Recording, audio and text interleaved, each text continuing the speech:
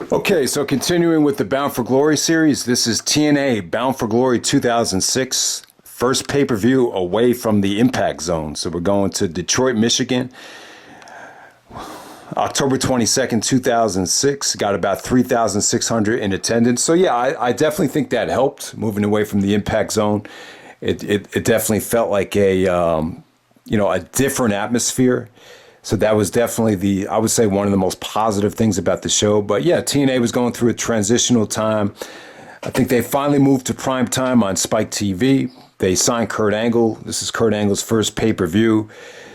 Being involved with the company, he played the enforcer in the main event. They switched bookers as well. This is when Vince Russo started booking TNA, which a lot of people were upset about. And it kind of sucks in retrospect that they went with Vince Russo.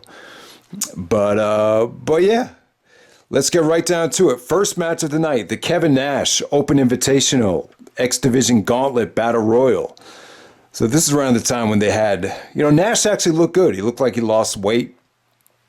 And they decided to have Nash, be involved with the X Division guys, kind of like an X Division coach or whatever. Because, I guess it was funny because Nash always had the reputation of, not getting along with the cruiserweight guys in WCW. He was quoted as calling Chris Benoit, I believe, a vanilla midget.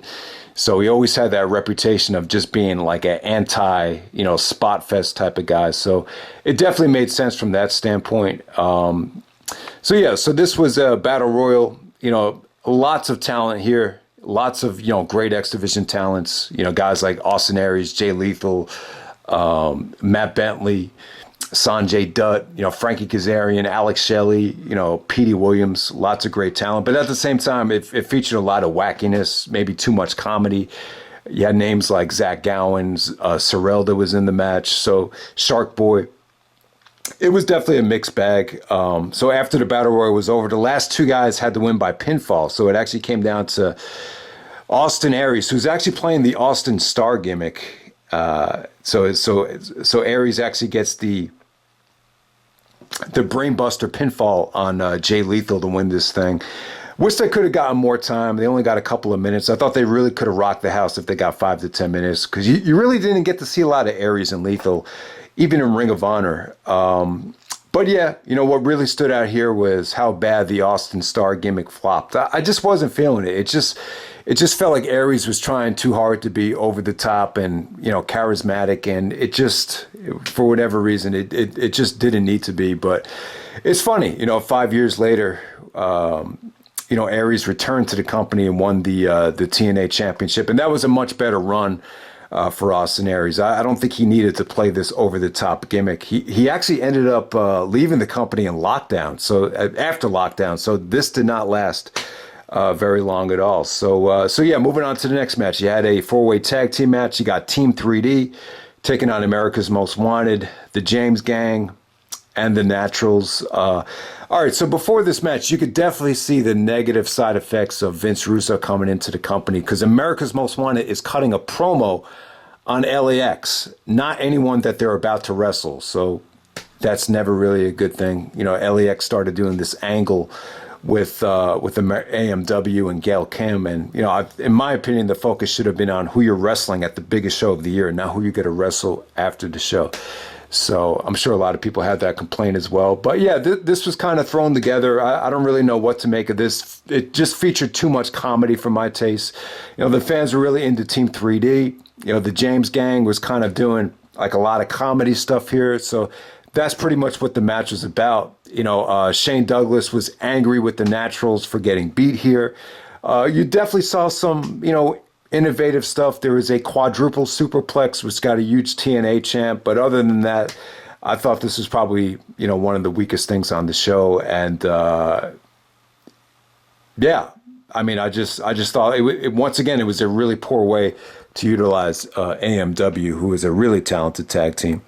But yeah, we're just going to move on to the next match. We got the Monsters Ball with Jake Roberts. Jake the Snake Roberts is the special guest referee, and yeah, this was not that good.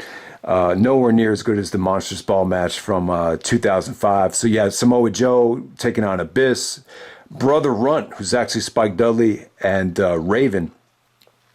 Yeah, what really stood out here was it just sucked that Joe had to be part of this match. It definitely felt like filler. The fans were really into Joe. You know, the highlight of the match is when Joe actually did a senton splash to Abyss, and Abyss's face actually went face first into the thumbtacks. That was pretty cool. But yeah, Jake Roberts really took away from the match. This is an example of a special guest referee really taking away from what was going on in the ring. Jake was actually getting involved in a lot of the stuff, and the fans were booing him.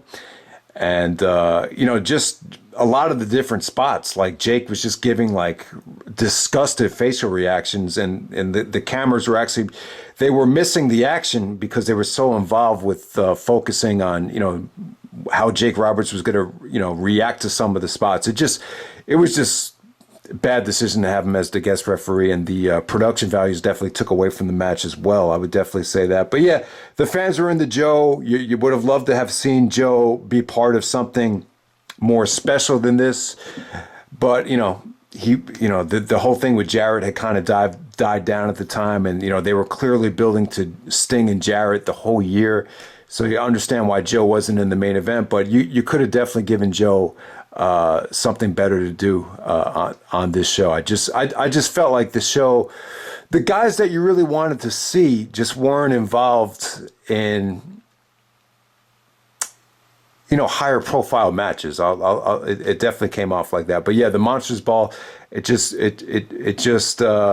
was pretty crappy. Very, very, very underwhelming. I would definitely say that. So next up, you got Eric Young taking on Larry Zbysko. Loser gets fired match. This is when Eric Young was doing the Don't Fire Eric. And yeah, I give Eric Young credit. I thought he was good at this time. The fans really connected with him. I think that whole storyline is something that people could connect with. And he did a good job of playing, that type of character. The innocent guy that's afraid to lose his job. That's, there was something very relatable about Eric Young at the time. And, so him and Larry Zbysko have been feuding for months.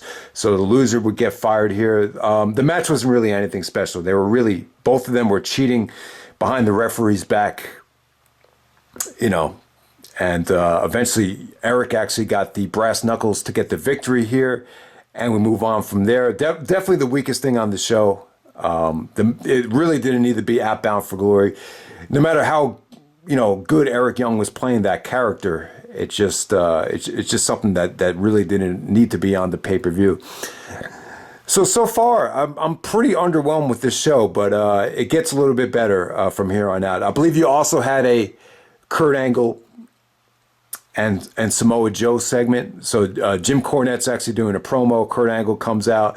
And you could just tell by looking at Kurt that he just has a chip on his shoulder. And, you wonder why, the WWE treated Kurt Angle like shit when he came back. It's because of promos like this. He comes out and he's like, TNA is the best. Screw the rest. And you know who I'm talking about. And then Joe comes out and you had the security guards breaking up Angle and Joe.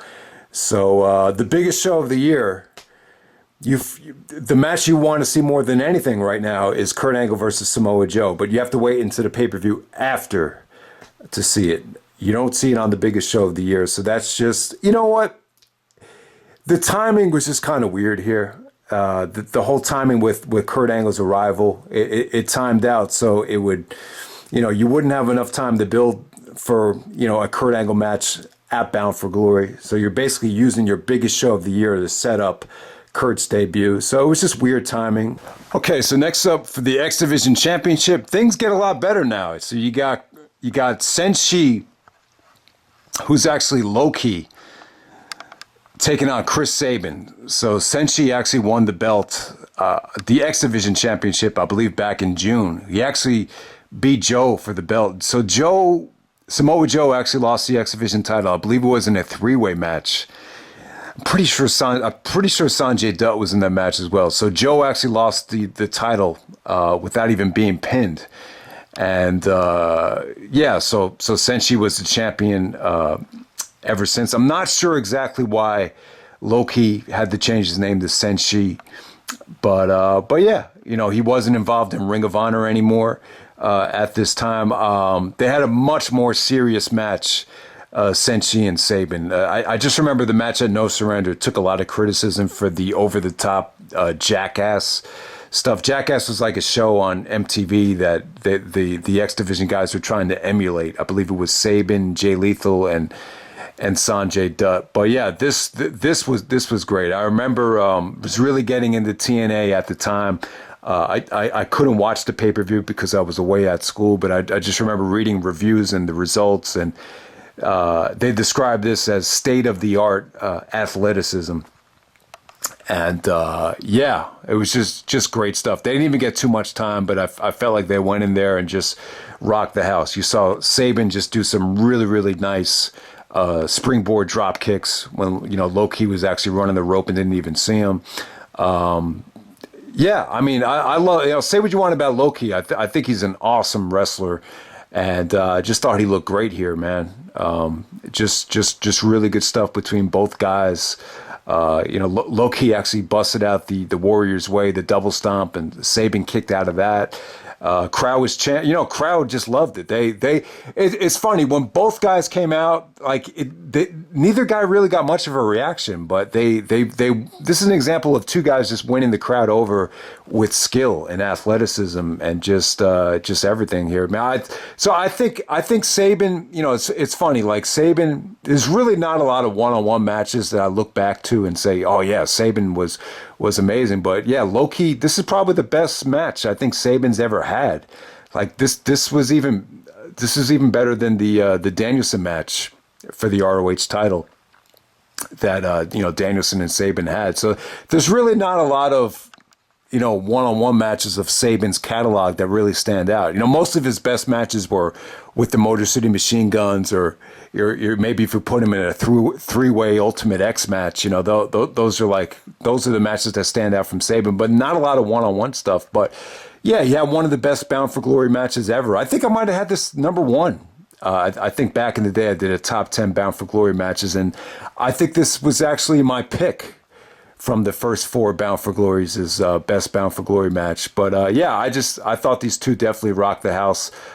Sabin actually countered the Dragon Sleeper into a beautiful small package to get the victory. I think the finish could have been better here, but you know, this was just so far and just above like anything that was on the show so far. So yeah, thumbs up to Senshi and Sabin.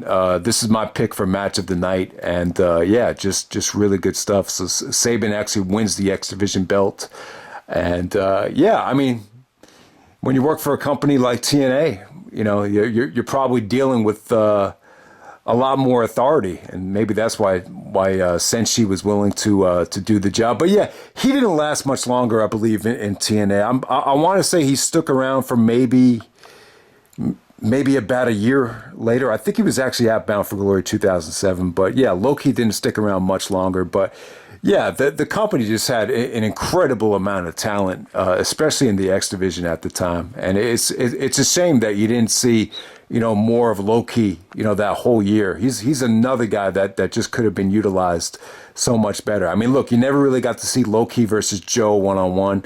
Even Low-Ki versus Angle, like how awesome would that have been? They just had so much talent, and you just kind of you kick yourself in the ass just thinking about the possibilities when you think about all the talent that this company had at the time. All right, so next up, you had the 8 Mile Street Fight. Yeah, Christian Cage taking on Rhino.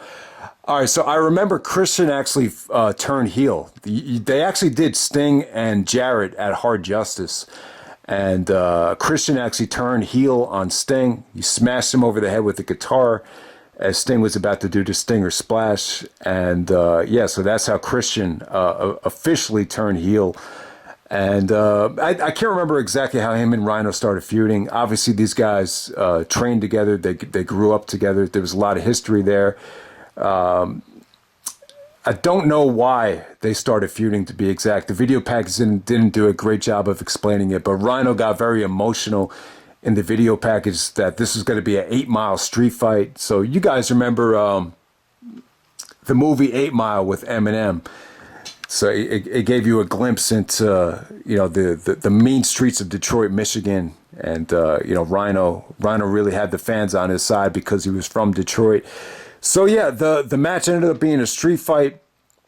They actually started brawling in the back to start off this thing, and Rhino actually drives a Zamboni out to the ring with Christian on it, and they just use a lot of weapons. They use street signs, garbage cans, tables, kendo sticks, lots of weaponry, but good. It was a good brawl. To me at this time, Christian really needed to prove that he was going to be an effective heel that whole year. I was just surprised at how dominant Christian was. Christian won the belt from Jarrett as a babyface, and then he pretty much won the belt right away from Sting as he turned heel. So this was just a great match in terms of showcasing Christian as just a heel that can do whatever it takes to win. He took some nasty bumps here.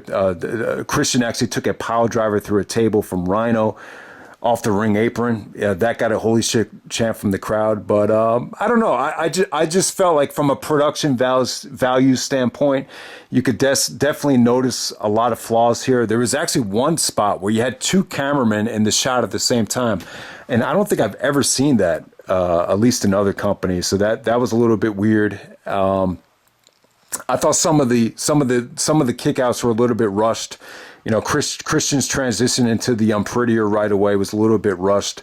I thought they could have built towards a lot of the kickouts a little bit later on instead of rushing them. But for the most part, this was okay. I mean, at the time, I think they were slowly moving away from Rhino, and they felt like they really had to position Christian as just this heel that could just kick ass and take a beating. Probably the highlight of the match came when Christian just put all the foreign weapons and just started smashing Rhino with the garbage can lid. So yeah, I mean, I think the match as a whole, it's there'd probably be a lot of mixed feelings on it, But if you like hardcore wrestling, you probably give it a thumbs up. But I think it was good, but I'm not in love with it. I think it could have been a little bit better.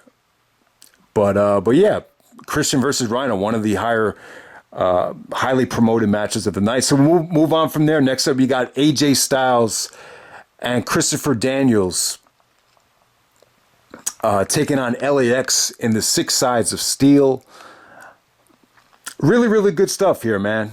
I thought Conan was great on the build-up here.